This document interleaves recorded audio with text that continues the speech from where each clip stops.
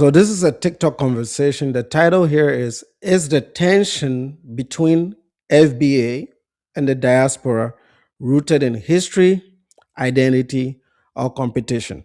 For me, I'm just gonna answer it straight ahead. I think on the one side, on the FBA side, is identity confusion, but it's also competition and a fear of foreigners when when we are foreign but we're also black or Africans. It's very easy for the white upper class to separate us in terms of achievement and conduct, and that really rubs them the wrong way. They don't really hide the fact, but I think this is what this conversation is about.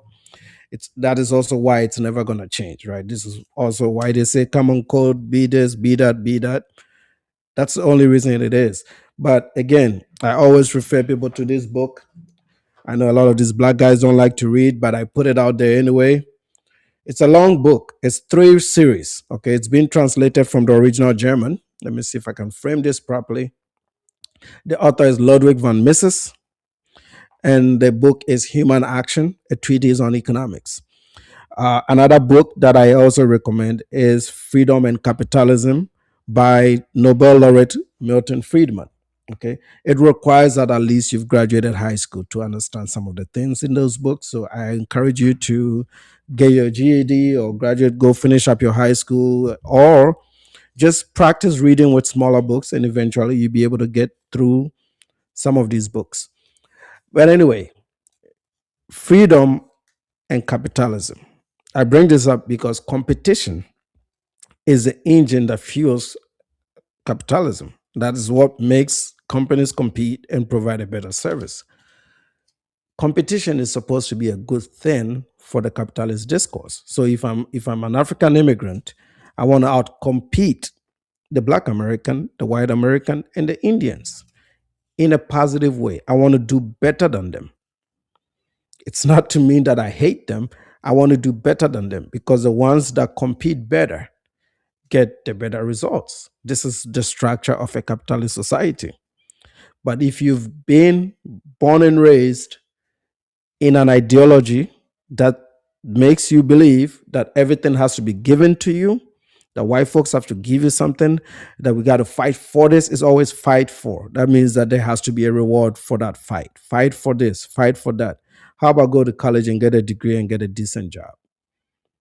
And invest some of your money and max out your 401k and pay your taxes and diversify your income sources so that you can grow your wealth and your income and your influence. How is that? All right. That should be the type of competition we should be talking about. But they're looking at it from a different perspective.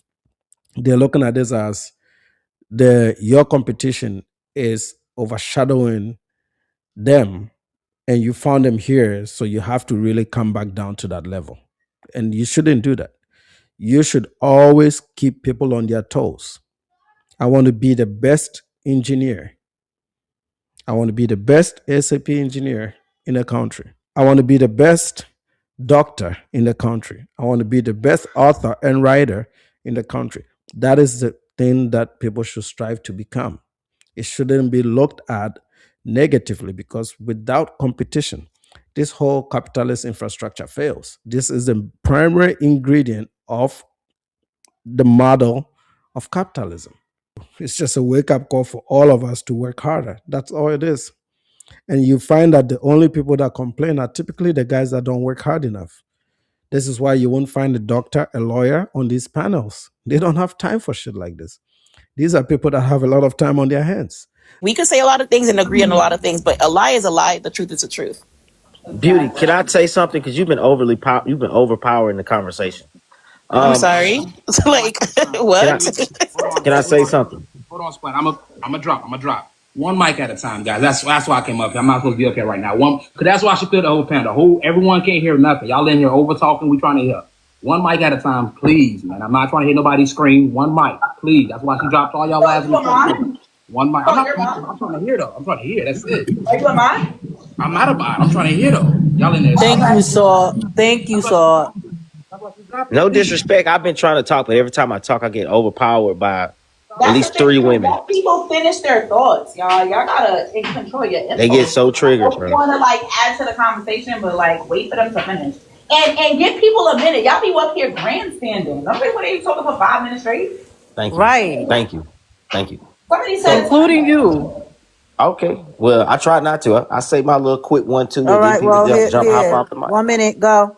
Yeah, but at the end of the day, I'm glad you started the timer on me. You just Okay, but you wasting your all minute. right. Like, let's So go. that's how they do Black Americans, push us to the back. no. She But my just whole thing is this, like Jesus right? fucking Christ. You know My whole thing, what? I my whole can't. thing. This like is I too don't much. understand. And we literally said give everybody the timer. You started speaking first. Now you don't understand why you got the timer. Are you okay? Are you a professional victim? He didn't say about the timer. He just started. They want to push Like people to what the are you back. talking Yo, about? I don't have time. Mind you, he went first, and he's talking about someone you trying to push him to the back. You going first? I got. I got 5 more minutes in me for real. Before I tell everybody not get my tooth. Mine is unalive. You can't say that. Yours was my auntie. My bad, but it is what it is. Fat send. I can't. I can't. I fucking can't, bro. It's like people just can't have a conversation. Oh, y'all realize it's a TikTok channel. You know you could like change the app if you become triggered. It's so crazy. Like you can just let it start the app, like and you don't have to deal with the app again. Like And Cliff, let me tell you something. If your mic ain't clear, don't try to come up here and talk. I'm not. I can't. I'm not dealing with your muffled ass mic. oh I'm not. oh. I'm trying to say real quick. I think I'm a laundromat. You still hear me good? No, you sound like you're underwater. He does. Can I go? I'm gonna go. Give him my minute. So my thing is No, this. no. Hold on. No, you're not entitled. Okay. Cliff, you need to fix that if you want to say something for real. Is it better now? No, take them damn AirPods out, Go ahead and go while he's doing that. bruh. It doesn't take that long to take AirPods out. Okay.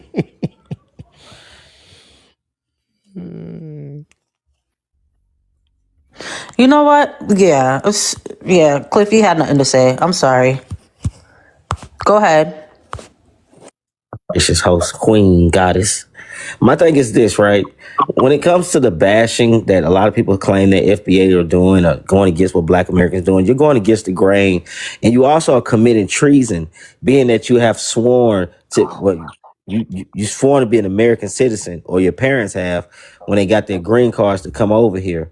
So Treason. You're committing treason for expressing your First Amendment right. We're dealing with some sick people, fellas. I didn't want to interrupt, but treason, like, you see what I said in one of my videos, like, why does everything have to be seen in the light of negativity? Why? with your people being over here, first, second generation, maybe even first generation, right? You know, you sworn an allegiance to America, and you are committing treason when you talk about Americans. And the only reason why you're able to talk about Americans, You're committing treason for talking about Americans. Like the one thing that Americans have that they hold on dearly to. Please go to school. Please educate your children. This is sad. These guys are not ready to have these conversations with immigrants. You speak English, that helps you. You talk a whole lot of nothing. But when it comes to the substance of these conversations, you need to read up. You got to start this before you get on these panels. First of all, you got to start reading some books because you don't even know what treason means. You're committing treason by expressing your First Amendment rights because the target is another American, a minority American at that. such a disparaging matter, is because of TikTok here in America. You think if Haitian, the strict rules that Haitians have, you think you'll be able to say crazy things about their government and talk about stuff they go on in Haiti? You wouldn't be able to do that. It's Yeah, but probably you're why not you the don't stay government. over there. And to all you people that stay on those little islands, go get your beaches back from the Asians. Black Americans are standing tall. We're going to ball at the end, winter, spring, and fall. Shut your corny ass. No, you're not gonna ball. I mean, I looked at the numbers before I do any of these videos. I always go back and look at BLS data just to see if there's been any improvement. And we're tracking for one of the worst years for Black people in America. And I think they are collecting this data collectively for everybody. And why is that? Because a lot of the federal jobs, people got laid off. People got laid off when Doge came on board and sacked nearly 80% of DC, right? A lot of Black women lost their jobs. I'm not rejoicing that. It's a sad thing. People lost their jobs. But I also never supported a large government anyway. So even if it was a bunch of white people that lost their jobs, I would be indifferent to that. I just don't think that the federal government should be hiring anybody at scale like they did in 2020. So this is why the government is functioning as it is, even with this many people fired and laid off. And I personally believe that if these people have the real skills and it wasn't some diversity quoted type of jobs, they'll be able to compete in the private sector and get employment. But a lot of them have dropped off and have not been competitive in the private sector, which is what I predicted a long time ago. I've made tons of videos about this. So, in a real capitalist setup, if you don't inject all these federal programs that inflate jobs and give jobs and quote unquote jobs, but as charity, which is what it is in most of these federal cases, then the real talent shows. And, it's sad to say it, but the minorities that don't have exceptional ability are the ones that are going to be impacted the most, which is why we've seen over 7 million jobs lost in a Black community, mostly women, 70% of which are women. What yo, the delusion, is there something in the water? What nobody when first of all, when people come here, I have to really get this across to Black Americans. People from other countries do not come here with y'all in mind. Like, I don't know if it's because you're American. I don't know. Oh wow! I didn't think the Haitians and the Caribbean people also thought of it this way. I thought it was just us Africans that always said this, and they're still not listening. We don't come here with Black people in mind at all. Like, and I've said in one of my previous videos, if Black folks run this place, more, I'll say 99% of us won't show up, and that is a fact. It's not a diss; it's actually the real truth. Okay, I'm telling you what I think and what most of my people think. And if you ask anybody, really, like any African you come across, you can do this experiment. If they want to be really, really honest, a lot of us will not show up if this was even a majority Black country, let alone Black people running it. If it was just a majority Black country, a lot of us will not show up. It's because like you guys think you are the center of the universe because you're in America. Niggas do not be thinking about y'all. I really need y'all to wake that the fuck up and like really like lock in. The American government don't even give a fuck about y'all. So why do you think immigrants fleeing from war-torn countries give a fuck about y'all? Are you okay? And then you talking about allegiance. Y'all like please, please, please, please, please, This just just shows piss me that they off. don't even know You anything you about the want you talk immigration about allegiance? process. You're pledging allegiance to a country that still actively I could go to the freaking museum and it says you're 3/5 of a person. I don't want to hear nothing that you're talking about. Stop talking. He doesn't even know anything about the immigration process because nobody is pledging allegiance to anything for a green card. Like you You want to literally bet? pay. That's exactly one of the things. This is why I said it's very important to read some books before you get on these panels. A lot of these guys talk about immigration without ever having to go through the process or even uh, learn how the immigration system works. You need a green card. The green card doesn't require you to pledge any allegiance. You just need a green card because it establishes permanent residency. Beyond that permanent residency is when you become a US citizen. If you qualify, you pay the fees, and then you pledge allegiance to the US. That allegiance is solid. This is why you find immigrants in the US Army. So the notion that these immigrants are going to flee when the US goes to war, it's actually a lie. I have personal friends, Pasha in Atlanta, my own cousin in Virginia, around Virginia Beach area, is still in the Navy. Still in the Navy. One of my host family's son, you can look him up, Sergeant Ware, Thomas Ware. He died in Afghanistan. He's Liberian. So, what are you guys talking about when it comes to allegiance? Of course, they've pledged allegiance. This is why they go to war for the US.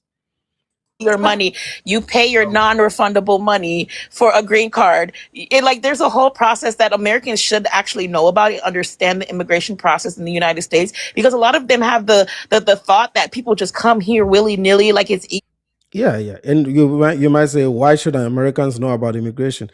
Then don't talk about it. If you're gonna talk about immigration, you have to know about immigration. That's the only time you have to know about it. You can't go on panels talking about immigration when you don't know about the immigration process and when you've not even read about the immigration process. I don't care if you don't know much about it. At least read about it. Learn the process. Hey, they don't just become US citizens. It takes it is a process. It takes on average 10 years. 10 years of having, and you cannot have it with a criminal record, which means that 100% of people that earn citizenship, not by birth, don't have a criminal record because you cannot have a criminal record to be one. They may commit the crimes after they've become Americans, but most of them cannot. So when they cite this crime data that immigrants are infiltrating, maybe first and second generation, but the ones that have migrated here, they can't commit these crimes. If they commit them on permanent residency, they will be deported immediately after they serve their term. And that's not something Trump did. That's something even Barack Obama did. So you need to learn these things before you go on these panels. If you're uneducated, you're just talking a whole bunch of nothing, which is what a lot of these guys do. This is why I don't go on these TikTok panels. I think what I do is probably the best way to do it. easy. The process could literally take decades. Like, I've been in this country since I was 4 years old, and I didn't become a citizen until 2023 because the process is so strenuous. It's so expensive. Wow. It takes a long time. It's a lot of stuff, a lot of biometrics, a lot of interviews, a lot of bullshit. Since I was a child, I've been trying to get proper documents. And I got my green card when I was 18, and that was the only reason why I was able to go to college, was because I got my green card on time. But ever since then, we have been working so I could become a U.S. citizen. But until I turned 33 years old, I was able to get it. It takes that long. Nobody It takes cares. that long. And the Yeah, only you reason why my family disrespectful. came into Yeah. What do you mean nobody cares? And why are you talking about immigration? That's the whole point. When you challenge them with the reality that they don't know anything about, nobody cares, then why are you talking about it? Why are you so fixated and concerned with immigrants if you don't care about the process they went through? See, the process they go through to become immigrants, it's actually work. It's not given. It's actually earned. It's work. It's costly. It's long. It's something that you have to do. It's not something that your ancestors did for you. These guys are very energetic when it comes to what their ancestors did, but they have no energy when we move the conversation from those historical moments to today. What are you doing? It becomes very uncomfortable because a lot of them are not doing much. This is why he's on TikTok for 12 hours consistently on the same panels, talking a whole bunch of nothing with no educational references. He doesn't understand even the stuff that he talks about. They talk out of their feelings, how they feel on a day. Okay. And they are more concerned about whether you're cool with them or you're not cool with them. Who gives a damn who is cool with what? If you don't have the facts, don't get on these panels and don't expose your ignorance, because what you're doing is you're telling these immigrants that exactly what they've believed all along is true. Because the moment you guys show up, you're either rude, you don't let the other people speak, you interrupt them, you say a lot of crazy racist leaning things, and most of the times you have no education, you've never read, and you have nothing to base your opinions on. You just speak. Like, you literally talk. That's it. the country in the first place was because a lot of stuff that was going on. Because again, American imperialism, they keep interfering with Haitian sovereignty. They destabilize the country. They unalive the presidents. They steal the resources. They drop. They literally poison the waters. They literally grape the children. A lot of girls right now have biracial babies because the UN soldiers came into Haiti and graping young girls. Just like That is exactly happening now. So these things, when these other guys talk, these FBA guys, when they talk about their historical things and how it's plagued them to this very day, they expect us to accept that, even if they are born 10 years ago and have no idea what happened then, right? Clear, level playing field that they can really work themselves away from. But it's easy to fall back to these talking points because it excuses you of responsibility. What she's talking about is happening right now in Haiti. It is actually happening right now. There's Canadian, Americans, and Europeans, French, for example, that have consistently destabilized the country of Haiti from its inception, and they're still doing it now. This is not 1548. This is not 1628. This is now. This very day, there are Kenyan troops. The Kenyans went there through Pan Africanism and as solidarity to help Haitians, but they're doing it at the instruction of the US with US support. So they've also started to become an occupying force, which is forcing the rebels in Haiti to attack their fellow black people that are over there trying to help them. And that is because they don't trust that help. That help didn't come from Haiti sitting down as a country with the Africans and saying, please come and help us with our policing system.